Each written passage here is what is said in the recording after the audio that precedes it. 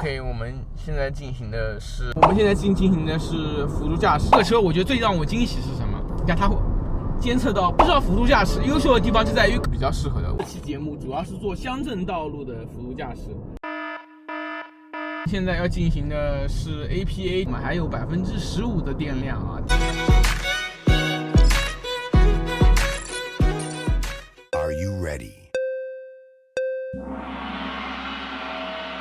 大家好，我是辛巴。今天我们为大家带来的是宝骏越野的智能辅助驾驶的详细的测评。这个视频大家等了很久，抱歉，我们确实内容积攒太多了，多多见谅。不过我们这些内容应该是比较有代表性的。那我对这个车还是非常的了解的，毕竟自己作为车主，我们真真实实的，我大概3000多公里的续航里面，差不多有40%。左右都是用它这个辅助驾驶开的，对，占比非常的高。我们就是想更多的去试这个辅助驾驶，我自己在用，看视频吧，看看具体表现怎么样，不用我来说。OK， 我们现在进行的是宝骏越野的高架的辅助驾驶的测试啊。给大家看一下，我们现在在宁波早高峰的高架，这套大疆的系统，我觉得在高架上面的使用度是非常的高的。原来我试过特斯拉的，包括一些其他品牌的，它跟车距都是比较远的，它跟车距离还可以。然后另外一个呢，是它刹停的距离会比较近，大家可以待会感受一下啊。高架上面用这套系统呢，我觉得最关键的好处就是在于，你可以自己比较轻松，因为它会排队嘛，你要一脚油门一脚刹水。那你如果是开了辅助驾驶，你就不用管这些了，你就握着方向盘就行了，就跟我现在这样子。它对于前面比如说有车插进来啊什么，它反应还是比较迅捷的，立马能够减速。它减速也不是像我们传统的那些车一样一脚油门踩死。所以有辅助驾驶呢，实话实说，你在这种早高峰的早上，你自己就比较轻松一点。然后这套系统我觉得还有一个好处，第一个是它有打灯变道，然后第二个是比如说前面有特殊路况了，然后你比如说直接把它掰过来，它也是能够进入新的车道以后自动开启的，中间是不会有断连的。OK， 我们继续往前开。我们先看到啊，它这边是旁边有车辆汇入，它是能够分清实线跟虚线的。它如果有实线的话，它是无法变道的，打灯变道是无法进行的。如果你现在是没有时间要求的，你就这样开着，前面慢你也慢，前面快你也快，你就开比较安逸。我觉得比较适合老司机吧。你如果是那种就是老想超车的，那确实不太适合你。整体上就我这种安逸的开法，我觉得这套辅助驾驶是非常满意的。我们现在进行的是辅助驾驶啊，大疆这套辅助驾驶，我们现在定速是80，现在我们要过一个大的湖湾啊，我们看看它自己能不能完成。现在都是我没有在操控它的，当然你们看不见方向盘，主要是我们今天就一个视角。它基本上这样的弯都能直接过的。前方急弯，请注意接管车辆。你注意接管车辆，但它并不会帮你退出，它会继续往前开，它要把速度降下来。现在我们速度是37码、38码。40码左右，其实这边限速就是40，你看它后面车就忍不住了，但其实是法律规定限速就是40码。大疆这套辅助驾驶，我觉得最适合场景就是我们现在一样的高架的这种情况。这个车我觉得最让我惊喜是什么？我们把现在设定到80码。它虽然说不会说自动超车，这个太难为它了，但是它有打灯变道。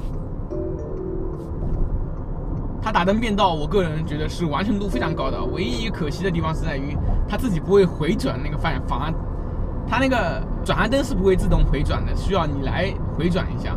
但是整个表现程度，我觉得非常优秀，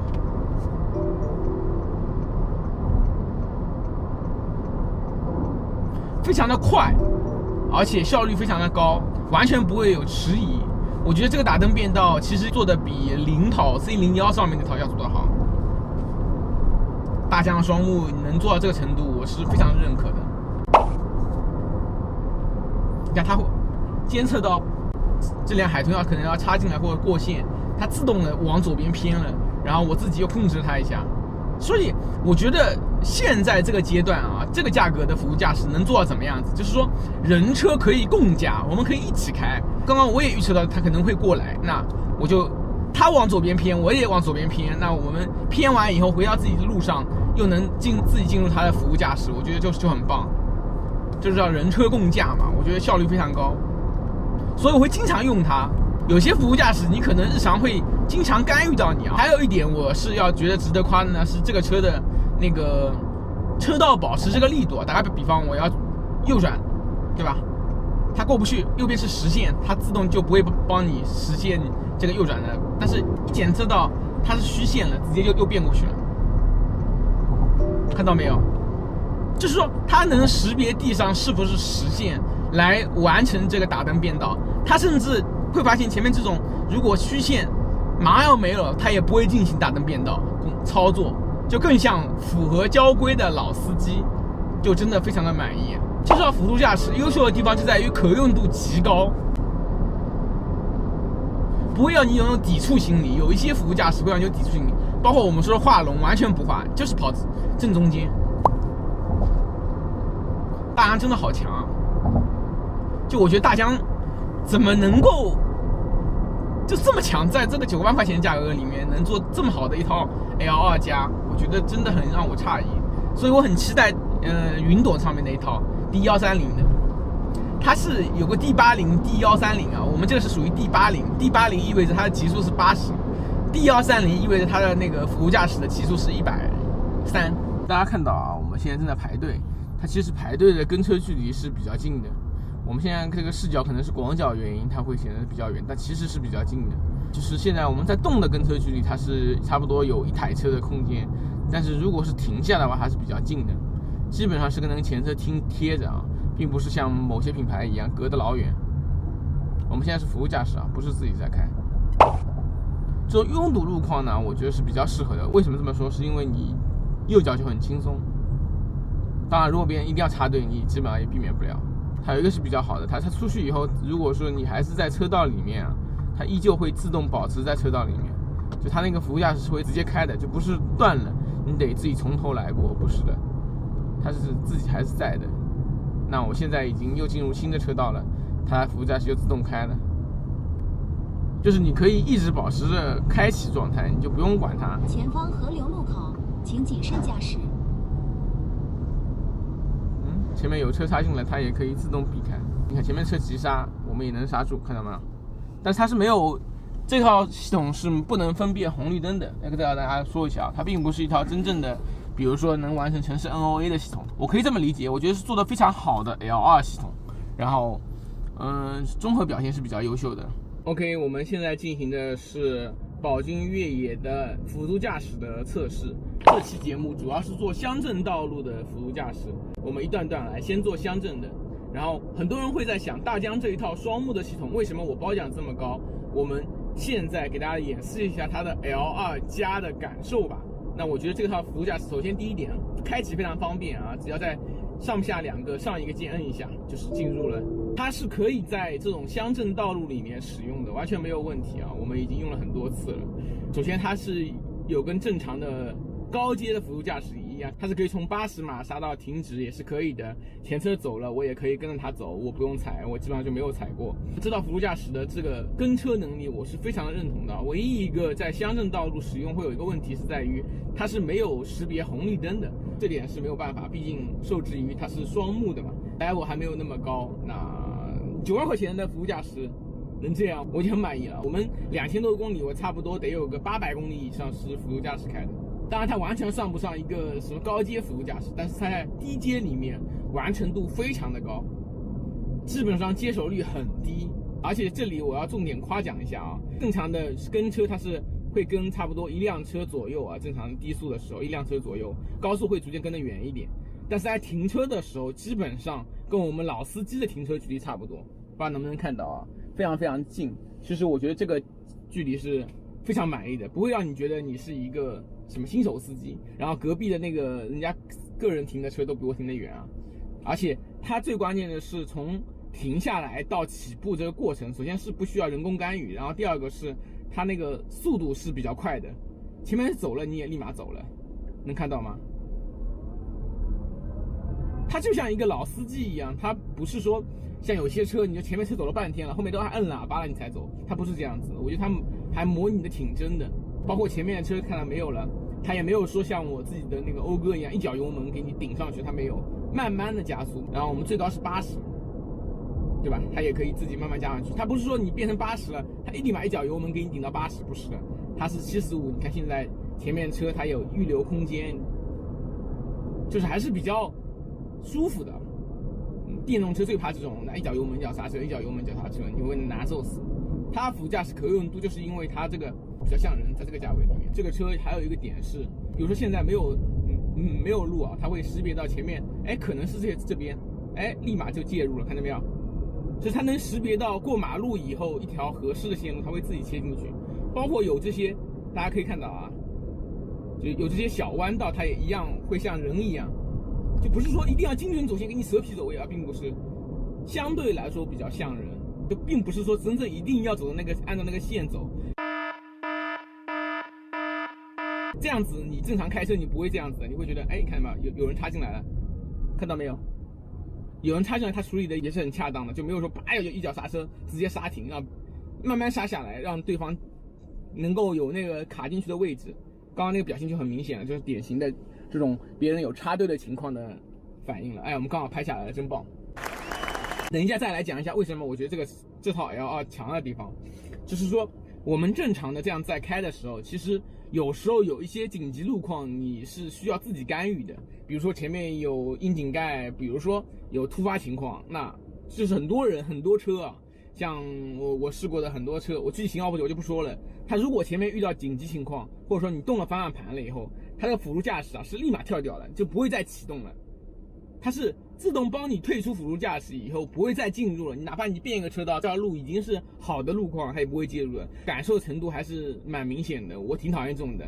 这样就是可以自动介入，就是哪怕你自己接管以后，你干预了它的操作，你等到他认为已经进入了合适的阶段，他会进入一个说，我觉得这样是可以的。控制方向盘。你看到没有？现在我进入了，刚刚是已经退出了。你看现在它一进入到合适的地方，它就会自动切入。对，我们现在要进行的是 APA 主动停车啊，是我们之前那个续航测试的一个点啊。佛光禅寺大家应该知道，我们经常做续航测试。OK， 我们现在给大家演示一下自动停车啊。它这个自动停车呢，我觉得非常方便。它这边有一个按键，就跟它的辅助驾驶一样，只要一键就能开启了。开启以后呢，你这边摁一下，它这边会进入你的副屏幕会进入一个找车位的状态。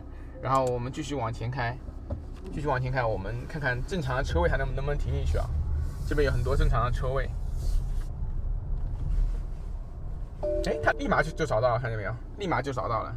然后我们可以选择车位，选哪个都可以。那我们选择一个5号位吧，5号位应该是比较难，那边停了车啊，这几个位置都没有车停，我们可以自己选择，你想停哪里停哪里。然后我们开始泊车，它会自己开。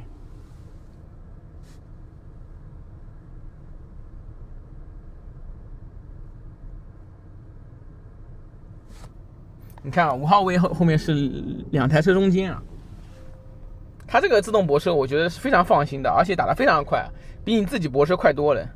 它的效率非常的高，看到没有？它会不停的修正，对吧？结束了，而且它停完以后会自动帮你打到 P 档，你就可以直接下车了。就是它自动泊车，我觉得自动泊车我是经常用啊，效率非常的高。我们再去给它考验一个难一点的，看看这边有没有侧方停车。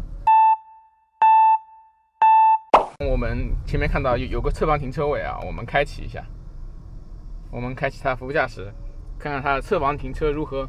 侧方停车是很多人对吧比较苦手的，大家觉得比较难的。有了，一找到车位，开始泊车，立马就找到了，效率非常的高。还有一点啊，不只是侧方停车，它如果是没有划线的那种侧方停车，它竟然也会识别到。我上次试到一个就是侧方停车，但是它没有车位的。你看旁边有辆车过来了，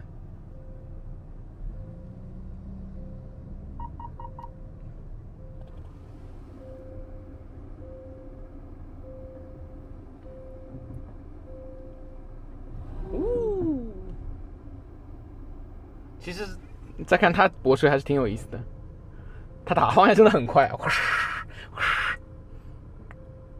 哎，停的非常标准的，我跟你说，停的比我标准多了。哎 ，OK， 你看停到刚刚停到车位里面，这个我要夸一下啊，我要夸一下，很多人会觉得，哎，你是不是停在车外面？其实我们可以看一下它车外面啊，这个我真的要夸一下，这个很多人觉得这个车这个不对，你看它永远是在线内的，它永远是在线内的，它为什么这样子呢？是因为这个车啊，其实车门很长，你知道吧？车门很长，我们经常这边坐人，然后我们后排，比如说我们工作室小姐姐，我们坐后面，就是这个门，我主驾驶的位的门，其实只要开一点点，我就可以出去，无论怎么样都可以出去的。但是如果说你是侧方停车，这个位置的门，它不一定是有空间的。这个我觉得是对的，你不要给我右边给我靠得非常非常非常近。当然，你说一些很窄的车位，那不就是说正常情况下来讲，我觉得这样是对的，就是不要给我停得太里面，真的不要停得太里面。然后这样子这样出来，包括这个门啊，你看它因为是两门结构嘛，所以这个门非常长。你如果说不是停在这么外面啊，这边很容易打到东西，你只能开。如果说它停得很近的话，你这边有东西的话，你只能开一点点，你知道吗？车门只能开一点点。我实话实说，这个我觉得是对的。我不知道你们使用怎么样子，反正我觉得我很喜欢这样子。它一般来说会比正常情况下多留一点，如果是侧方停车的话。OK， 我们现在继续走吧。这套辅助驾驶还有一点我觉得很溜的是，现在我们还有15%的电量啊，电量基本上没有了。但它这套辅助驾驶还是在运行的，看到没有？就它不会说因为你没电了，它辅助驾驶自动帮你切掉了，它不会，它是你哪怕是只有15%电量，甚至更低，它都是能开启的，没有任何问题。而且打灯变道，所有全功能都是在的。很多车企的那个辅助驾驶是到了那个低电量以后无法开启了啊，它不是，它是一直可以开启的。点赞，我给大家演示一下。非常非常非常快，它打方向快得不得了，你知道吗？效率贼高。我现在基本上都不自己打，因为它比你快，然后你有啥也不用管，你就做就完事儿了。然后前面你看多复杂的场景，自己看一下，有垃圾，有那个场地，然后旁边是一个挖掘机，你看它能识别出挖掘机，你知道吧？旁边停了一辆挖掘机，你看。你这种我觉得你就给自己放松，你晓得吧？就科技的力量让你让它放松，它自动 P 档了。